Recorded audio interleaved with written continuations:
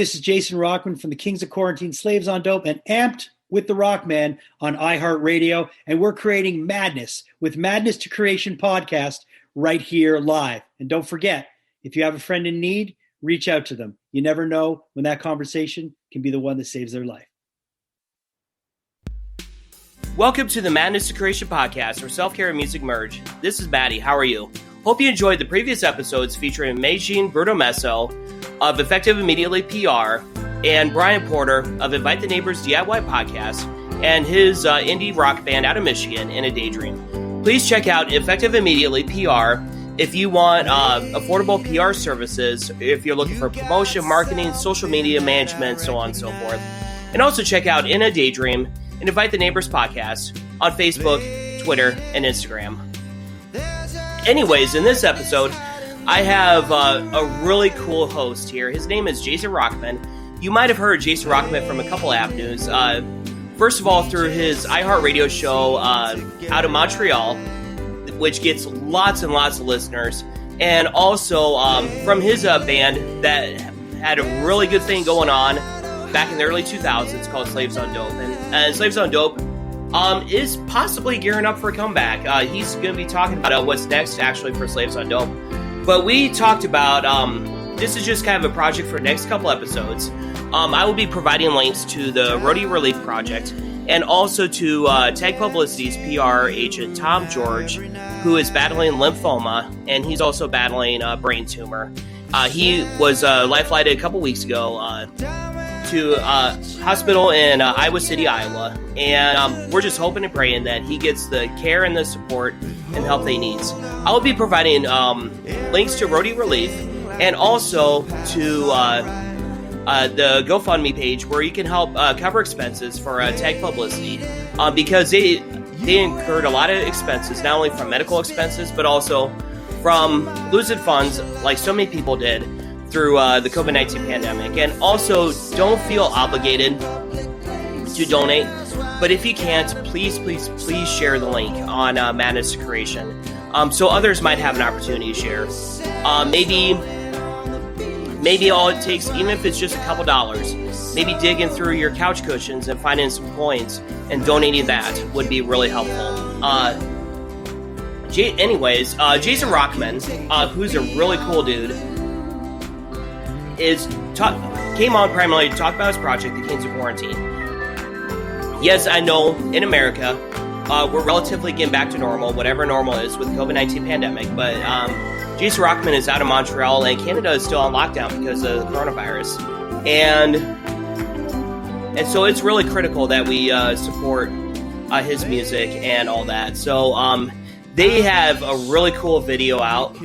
They did a cover of Public Enemy's She Watched Channel Zero, and the music video is really cool in the sense that it features Faith No More musicians, Billy Gold, who is one of the most legendary bassists I've ever heard, and legendary drummer Mike Borden, Mix Master Mike of the Beastie Boys, Saw of 311, MC Search of Third Base, Derek Green of Sepultura, Sen Dog of Cypress Hill,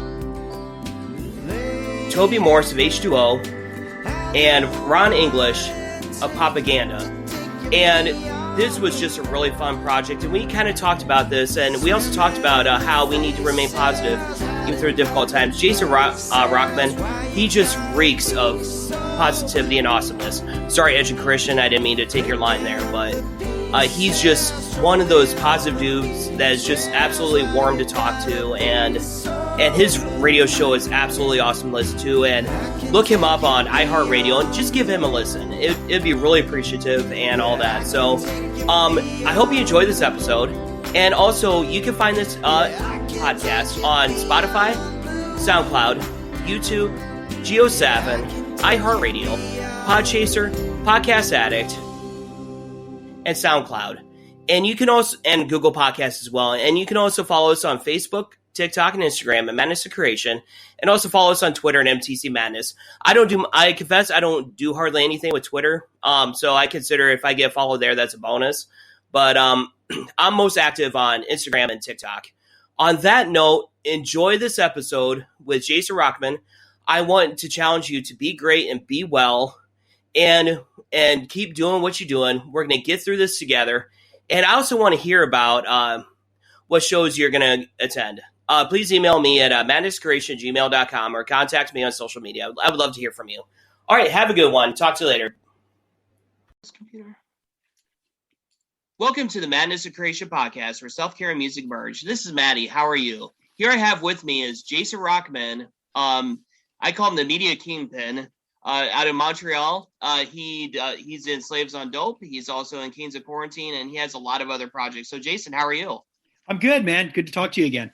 Yeah, absolutely. So what's been going on since Horse? Oh, God. It's funny. I had the album cover behind me. It's, my buddy painted it. Yeah, I mean, what's been going on since Horse? So much. I mean, Horse came out of a really weird time. It's like, I think this fall coming up will be 5 years since Horse came out. Mm-hmm. We're actually planning to relaunch it because when we put it out, we were at a really weird time. Sure. You know, I really think the record's super solid, but we weren't able to get behind it and push it. We couldn't really tour. Both myself and Kevin were at a weird part in our relationship. Like he was dealing with stuff. I was dealing with stuff, and I was building a house. Like my wife and I bought an old house and we gutted it, and we were in major renovations. So it was a really weird time to be putting a record out, but in hindsight, I would have waited a year and put it out a year later. But since then, there's been all kinds of stuff going on. Kevin's had a baby. The world's gone to shit. And and I've been working in radio in Montreal for about almost 12 years now. So it's been I've been I'm always busy. I'm always doing a million things. So the Kings of Quarantine project was kind of something that just came from a necessity, like people just needed something fun and exciting to look forward to because everything was just so fucking shit. Could I swear? Oh, of course. Have at it, man. Yeah, everything was just so shit that I think a lot of people needed a bit of cheering up. And I saw what 2 Minutes to Late Night were doing, and I thought it was great. And anyway, so to answer your original question, what's been going on since Horse? A lot, but everything's positive. Everything's good. Yeah, that's awesome. And I was gonna say, like, you always have such a positive mindset. Like whether it's in your music, in your personal life, or it's in your radio. What do you attribute that positive mindset to? Well, I think sobriety. I've been sober a long, long time. I got sober in 1992. So you gotta give a round of applause. Congratulations. Yeah, thanks. July 25th will be 29 years this July. So it's awesome. Yeah. So it's, I think just coming from where I was to now, I was at a really pretty low point when I got sober, and I never thought that I would ever achieve the things I've achieved in my life. But that was just because I did the things that I was asked to do in sobriety, like just think of other people and be mindful of other people's feelings, be mindful of where other people are at. And it just kind of, things have kind of rolled and it's been really, really good. And I do have an overly positive outlook. And some people are always like, are you always fucking happy? And no, sometimes I'm really pissed off, but I mean, honestly, I try not to sweat the small stuff because the reality is, man, I'm 50 years old. I just turned 50 in January. I'm not going to be around forever. And I want to enjoy every minute that I have on this planet. Like my biggest problem is that I don't have enough time. Time to me is the commodity that I wish I had more of. Like people say, oh, I want more money. I want more of this. I want more possessions. I want more time, because the more time you have, the more you can do. So that's always been my big problem, is trying to find a balance and having enough time to do all the things that I want to do. So it's just prioritizing. But at the end of the day, I just want to be of service to people, and I want people to have, a lot of times I think, what's it going to be like when people come to my funeral? Like, are people going to be saying like, fuck that guy, I'm glad he's gone? Or are people going to say, wow, like, I want my kids to have, my dad passed away in 2019. And I remember sorry to hear your loss, man. Yeah. Thank you. And when he passed, we had a bunch of people. We rented this big hall in a hotel. It was like a banquet room, like a wedding room or like a meeting room. Oh, of course. And we just invited people to come. We said, this isn't going to be a funeral. This is a celebration of life.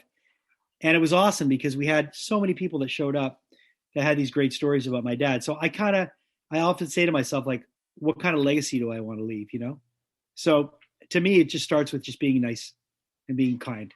Oh, definitely. And that is something we need so much more of in this world because, yeah, as you said, this world has just gone to absolute hell in a handcart and all that stuff. Yeah. So, do you get your positivity and everything like that from your dad? Like, what are a couple of, like, your favorite stories you have from your dad? I mean, my dad, actually, my dad and I had a pretty rocky relationship. So, no kidding. Yeah, no, but I mean, but I love my dad, like my dad gave me a lot of my tenacity and a lot of my people skills. My dad was a big people person. Like he would meet you and he would talk to the cashier at the grocery store and ask her where she was from. And like, he was really personable and he had no filter. My dad would just talk to anybody. So, so it's kind of like, I guess I get a bit of that from him. I mean, my dad got the band our first van. My dad had a trucking company. And I remember he leased us a van so we could tour through his company. And he said, the deal is when you're not on the road, you do deliveries for me. So when we weren't touring, I worked for him and I did deliveries for him.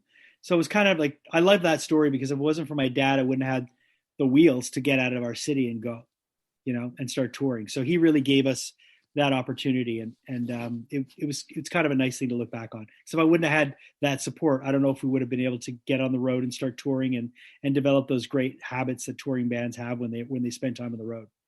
Yeah. Do you miss touring a lot or do you? Not at all. Not really. Okay. No, I mean, I miss the shows sometimes, but everything that goes along with it. Like I'm a dad, like I've got a 16 year old and 13-year-old. So that's kind of the reason why I stepped away why Slaves kind of stepped away from touring was I had my first, my son. And I just kind of, I don't know, man, like I've done it. Like I can, I can put that book up on the shelf and say, okay, I've read that. Happy to have it in my collection, but I want to move on. Mm-hmm. So it's not something I want to really close the door on. And I'm not saying I wouldn't want to play live shows again, because I do like playing live, but I don't have the bug that I used to at all. Touring's a young man's game. It really is. So would you say you have more of a bug for like doing your radio show and your Kings of Quarantine project then? Oh man, like the Kings of Quarantine thing. It's funny because whenever we're about to launch one of them, I become hyper obsessed and hyper focused on everything about it. And I'm constantly checking, like, we have a great PR team in Tracy and Tom. Mm-hmm.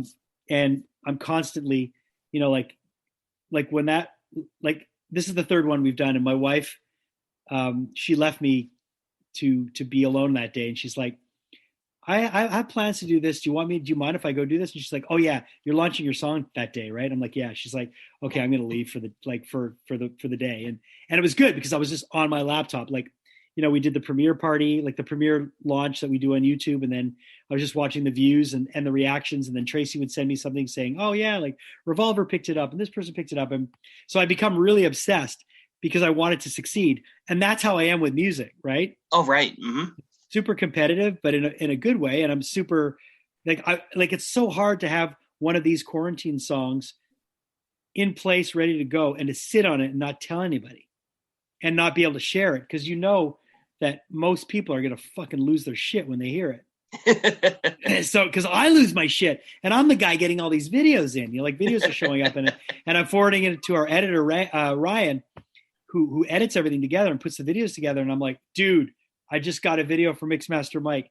Holy shit. And then he'll be like, holy fuck. And we're just all like, and then it's so much fun, this project, because I'm like a kid in a candy store, Oh, it's an incredible project because what I really appreciate about the project is not only the fun you guys have in the music, but I also appreciate like it gets our mind off of the crap that's going on in the world. So has Mixmaster Mike, easy for me to say, has he reached out to you and reacted or say, hey, this is a kick-ass song or anything? Well, everybody across the board was on this one. All of them actually have all been super supportive. I mean, remember, all of the musicians involved, everybody involved in this thing donates their time. Everybody, from the musicians to, from me putting it together. It's my concept and putting it all together. And from Kevin, who does my guitar player in Slaves, and my partner, he puts all the audio together. He does everything. He gets all the files from everybody, and then he mixes it and masters it and makes it sound like a record. It's crazy. And remember, these are different audio situations and recording setups from all over the place. So, for him to make it sound as good as it does, it's awesome. That's incredible. Yeah. And then, of course, Bill being who he is, being in Mastodon and also being one of the greatest guys I've ever met.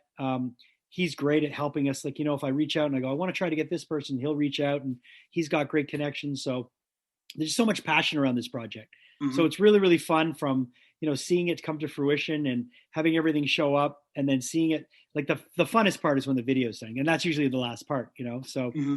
when I finally see the first cut of the video, I'm always like, holy shit. So this last one was great. And yes, all the musicians involved were great on this one. Like, Cypress Hill had it posted on they ripped the video and put it on Instagram. Derek did from Sepultura. 311 posted, Mike posted. Like, everybody was really, really supportive of it. So it was great. Yeah. So what do you think? And then Public Enemy posted. Oh, that's incredible. So I was going to ask you if Public Enemy reacted to it and stuff like that. Like, well, we've reached out himself, or was it like Chuck D, or no? It was posted it was the team. I don't know really who, but I believe it was management. But Chuck, I've collaborated with Chuck before in DMC. We did a song together called "Coming Like a Rhino." Oh, that's right. Right. So I know Chuck. I don't know Chuck. Like, I don't talk to him all the time, but Chuck knows who I am, and I know who Chuck is, obviously, because he's like one of my heroes.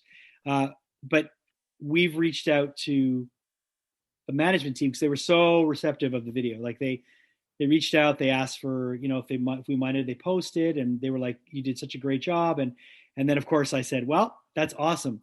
We want to get Chuck and DJ Lord for one. So we're in talks now to try to get them on a future one. So it's great. And that's how these doors open, like doing the first one we did, We Care a Lot. Faith No More is the most important band in the world to me. Like, oh my God, they're incredible. Yeah. They're like, they're the top. They're the Mount Rushmore of rock for me. Mm-hmm. So to have not only Billy do a cameo on the first one, but then to have him come and be on this one with Mike, it's like, the rhythm section on the last song is Faith No More's rhythm section. It's like crazy. Yeah. And by the way, like, you brought up Faith No More, and I almost want to go down this rabbit hole. How freaking good is Billy Gold at the bass? Billy's a beast. Okay. And he is. He's not only, and the thing is, I've gotten to chat with him a little bit through text. Mm-hmm. And like, I still can't wrap my head around that, Yeah. And I don't want to sound all goofy because he's just a human being, sure. But one of the first interactions we had on text message, are you really familiar with Faith No More? Like, oh, I love Faith No More. Absolutely. Okay. So on Album of the Year, there's a song, Just a Man. Mm-hmm. And he said something, we were chatting, and I said, I'll do my best, but I am just a man. And he wrote, settle down, kid. Like, and it was so funny. Or he was like, simmer down or something, buddy, or simmer down, kiddo. And I was like, oh, this is awesome. Like, Billy Gould told me to settle down. So, but he's wonderful. Like, he's great. He's a really, really nice guy. And I'm almost kind of like sad because, like, now I have no excuse to message him. Like, but Tim Moss, their manager, mm-hmm. Has been such a big help. He's the one that actually put us in touch with Roadie Relief. Okay. So he was the one that built that bridge, that initial bridge. So it was really, it's just kind of cool. Like that whole Faith No More camp are wonderful. They're just great people. Yeah. And that kind of leads us to the conversation about Roadie Relief. To me, what people don't realize when they go to a concert is all the behind the scenes work that is put into it. Like, I'll be the first to admit, like, I didn't appreciate the live show until COVID hit. Yeah. Now I think about all the people who do the behind the scenes work, and like, how did you get linked up with Roadie Relief, and how can people donate or anything like that? Anything that you want to share? Well, Roadie Relief, we got linked up because when we put together the first quarantine cover, it all happened because Bill was doing covers with a lot of people. And he sent me the Rush one. And he was like, hey, man, check this out. I covered our favorite band. So I love Rush and he loves, like, the first time I met Bill, I was interviewing him actually. and was like quite a while ago, maybe 9 years ago or 8 years ago, and we bonded on Rush because I'm Canadian, he loves Rush, and I love Rush, and so we kind of always have had this Rush thing that's kind of weaved in and out of our relationship, throughout our friendship together. It's always been about Rush, and it's one of the things we've always talked about, because like we don't usually talk about music, right? Like when him and I don't, I'll talk about Mastodon a little bit because I do love Mastodon, but it's not really like he's just Bill to me. He's just a dude. Like he's just a great guy. And when he sent me the Rush cover that he did with 2 Minutes to Late Night, with Danny and with all those incredible musicians, like with Claypool and all that, I was like, holy shit, this is fucking amazing. And he said to me, he goes, let me know if you ever want to do one. And I was like, wow, okay. So I happened to be meeting with Kevin that day, and I was like, Bill just asked me to do a cover. Would you be down to maybe like doing one together and you could record it all? So he was like, yeah. And then we started talking about songs, and we were like, all right, We Care a Lot by Faith No More. I reached out to Bill. I was like, what do you think of We Care a Lot? He goes, love that song. And I said, we have to get, Kevin and I were chatting. We're like, who would we get to play bass on it? And we're like, we would have to get Frank Bello because he can slap and he can play, the way Billy would play. Mm-hmm. And then Bill's like, I know Frank, I'll ask him. And then it just started like that. And then it was like, we're just picking people off. And it became like a who's who of like everybody that I had interviewed or had relationships with, like through my other career and like, through my work. And so, I asked Walter because I knew Walter. I asked from Quicksand. I asked Dennis from Refused. I asked Esoteric from Czarface because Czarface is one of my favorite rap bands. And and DMC's a buddy of mine. So it just ended up being this whole thing. Getting Ray from Korn was like, holy shit. Like we got the drummer from Korn. Like I love that Army of Anyone record. That guy slays on the drums too. And what a nice guy. Another nice guy. Oh, absolutely. Yeah. We just had him on the podcast a couple episodes ago. Yeah, I saw that. And so, it just kind of fell into place. But once we were done with this thing, we were like, we got to do some good with this. Mm-hmm. We got to do some good with this because we can do some good with this. A lot of eyeballs are going to be on this. So it was Tim Moss. I actually had approached Tim because I knew a guy that worked at, I knew a guy that knew Tim, that knew Faith No More's manager, Tim Moss. Mm-hmm. And he was like, I could probably help you get a cameo if you want to get somebody. And I was like, it'd be great to get Billy Gould at the end going like, how the fuck did the guy from like Anthrax get my part, Yeah. And so I asked Tim, and then Tim was like, he's funny because I got a buddy of mine in Oklahoma, Yeti, who's putting together this. He has this thing called Roadie Relief, and this would be a great thing to pair together. So that was it. I met Yeti, we chatted, and then we're like, you know what? We do these covers, we're going to do them all for Roadie Relief because that's the cause we want to help out, and it's also the cause that a lot of musicians are going to have compassion for because they know that the road crew is important, like you were saying before. Yeah, absolutely. And what's kind of the one thing that you miss about, like, I know that you don't really like touring that much, but what's the one thing that you miss about live shows in itself? Like through your interviewing, I imagine you probably cover some shows. Yeah. Oh yeah, definitely. So what do you miss about it? I mean, listen, this is the longest I've gone. The last live show I went to was March 8th of 2019 or 2020. Sorry, 2020. Okay. So like, who was that, by the way? We did a show at our station, and it was International Women's Day. So we had 3 all-female bands. We had the band called the Beaches, the Anti-Queens, and this band called Les Shirley. So it was like a all-female bill. So they were all Canadian bands, and so that was the last show. Before that, it was Refused. Oh yeah, and I interviewed Refused on the tour bus last year, and Dennis is such a nice guy. Dennis is the best. Yeah. Yeah, I interviewed them on that tour too. Yeah. Yeah, so like speaking of your interviewing and stuff, like what are like some nuances that you look for when you prepare for an interview? Have there been any interviews that have been a little bit awkward for you to do or anything like that? Or do you have any like amazing memories? I'm sure you do, but to be honest, like I really haven't had anybody that I get the most awkward interview I did was with Steely Dan, because Walter Becker was in New York and Donald Fagen was in LA, or vice versa. So they were both in different places. So it was a phoner with two people in different areas. So it was really hard to jive. Oh, for And sure. I cut it short. It was like 12 minutes, and it was really disappointing for me because Faith No More, Steely Dan are like right up there for me. Like I love that band. So that one was awkward. That's the only one I ever think of that I say, wow, that was a little awkward. But honestly, man, I've been really lucky. Like I've had some great interviews, and my mindset going into interviews is always, I try to just have a conversation. I don't over prep. I mean, I do research, but I don't over prep. I don't go in there with questions written down. I just try to really listen. I try to engage with the person and not have it be me asking a question, then waiting for them just to blah, blah, blah, and drop off the next question. I try to really have a volley, like a kind of like in tennis, like a good back and forth. Oh, definitely. And with some people that can be great.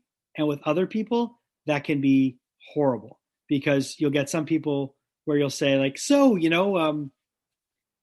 how are things with you guys lately? Like, you guys doing well? Like, and some guy will be like, yeah, we're okay. And then you're like, oh, fuck. And then there's that awkward silence.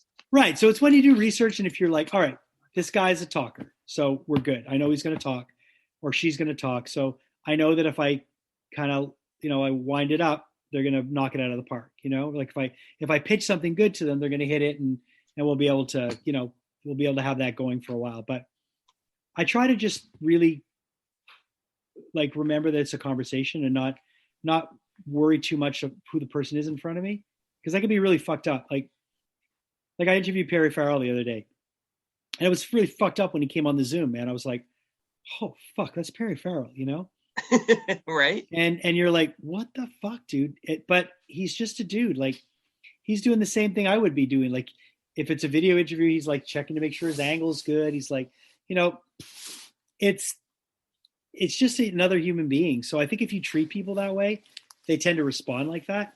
I remember when I first started interviewing people, I would always want to qualify that I was a musician.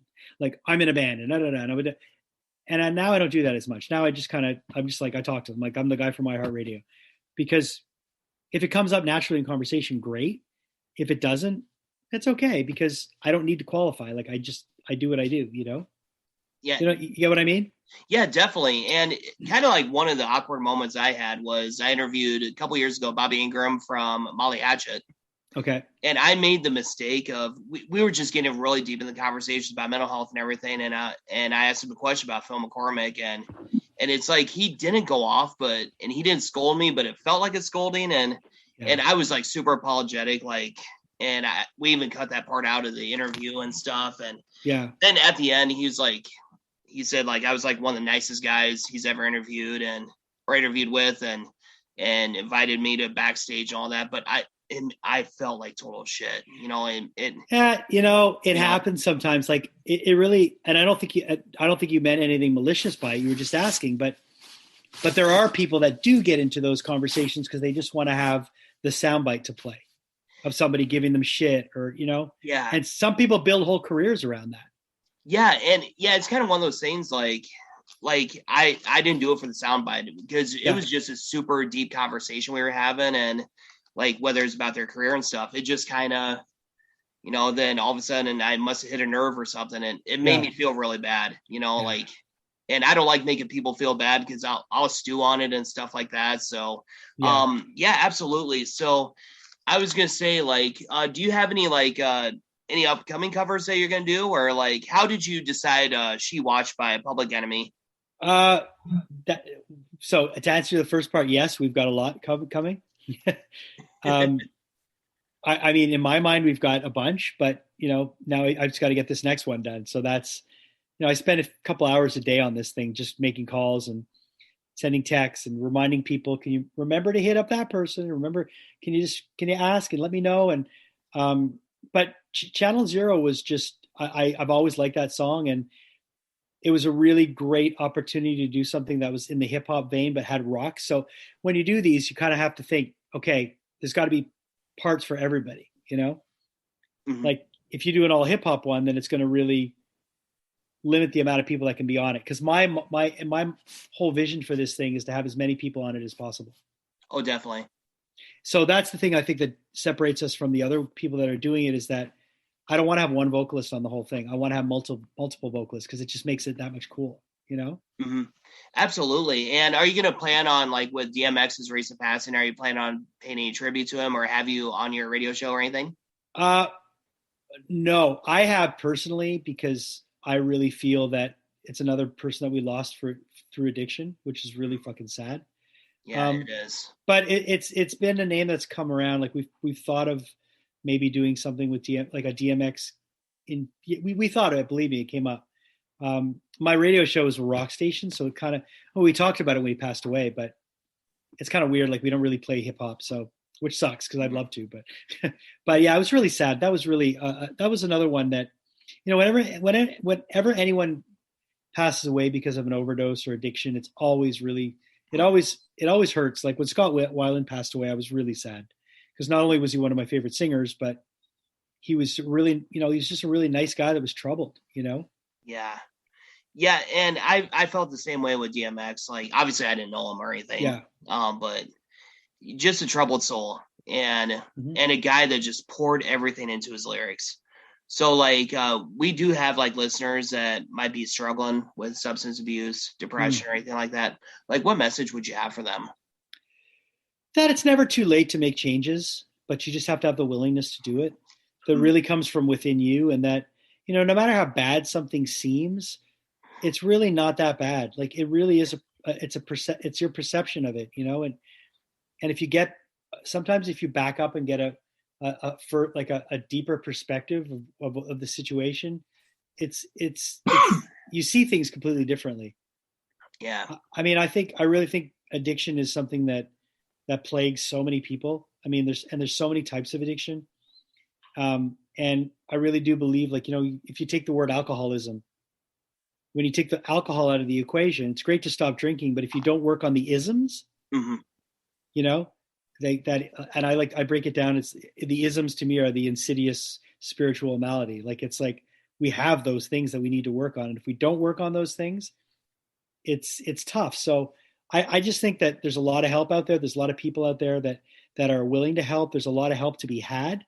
There's a lot of great places to get help in recovery, you know, to help you recover, but you have to have the willingness, you know? So I think it's important that people that have people in their lives that they might suspect are having issues with addiction, that they reach out to them and check in on them and ask them if they're okay. Yeah. So I imagine like your family like plays a huge role in in terms of like keep giving you the strength and powering through and stuff. Oh yeah. Yeah. Like my wife's like my rock, you know, she's incredible. Like in terms of like helping me, and we're like that for each other. We're really collaborative, you know, and in our relationship, like we're very attached that way in terms of like, we're our own cheerleaders, you know, we're each other's cheerleaders. And when I stopped drinking, my mom actually stopped drinking, and it wasn't, that's so powerful. Yeah. My mom was like, I told her, Mom, I'm you know, I got sober in AA. So I told my mom, I went to my first AA meeting, and I think I'm going to try to stay sober. And my mom stopped drinking. She hasn't had a drink since. And she didn't go into recovery or anything. She just wanted to do it with me in solidarity. And it's kind of cool when I think about it. Yeah, that's incredible, because that had to give you that extra added strength in order to help. Yeah. And that provided an impact on her life. And to me, that is so cool, like how things can have a domino effect sometimes. Oh yeah, definitely. Yeah.